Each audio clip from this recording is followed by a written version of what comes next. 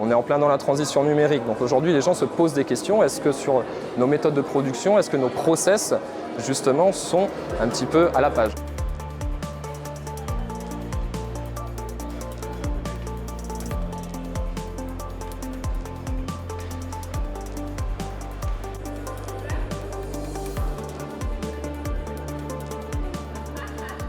On a eu l'occasion de rencontrer beaucoup de professionnels, petits comme grands. On a sur le stand beaucoup de personnes qui montaient leur société, justement, qui se posaient des questions tant au niveau de solutions métiers qu'au niveau du site internet. Comment est-ce qu'elle allait faire? Quel site internet choisir? Comment se construit un site internet?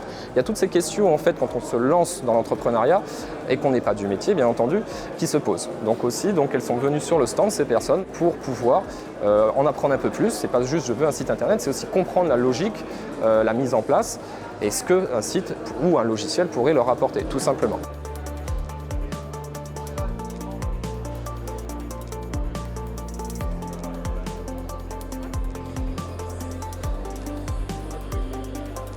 C'est un lieu qui permet de réunir pas mal de professionnels dans le numérique et dans le digital, et ce qui me permet justement de rencontrer plusieurs personnes pour pouvoir faire des devis, pour pouvoir voir les prestations qu'ils vont proposer, pour pouvoir voir justement comment on va pouvoir collaborer potentiellement sur la plateforme numérique Océanienne Inspirante.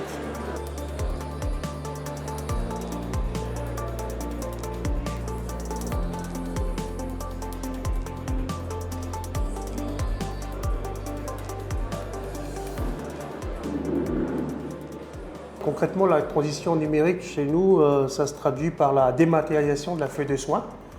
Un exemple très concret, par exemple, nous travaillons actuellement avec les pharmacies, l'ensemble des pharmacies de Nouvelle-Calédonie.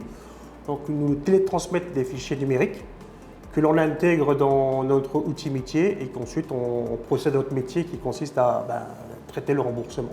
C'est une nouvelle façon de travailler, mais tout le monde y gagne au final. Tout le monde y gagne. Nous, en termes de mutuelle, en termes d'organisation, les collaborateurs, mais aussi nos adhérents.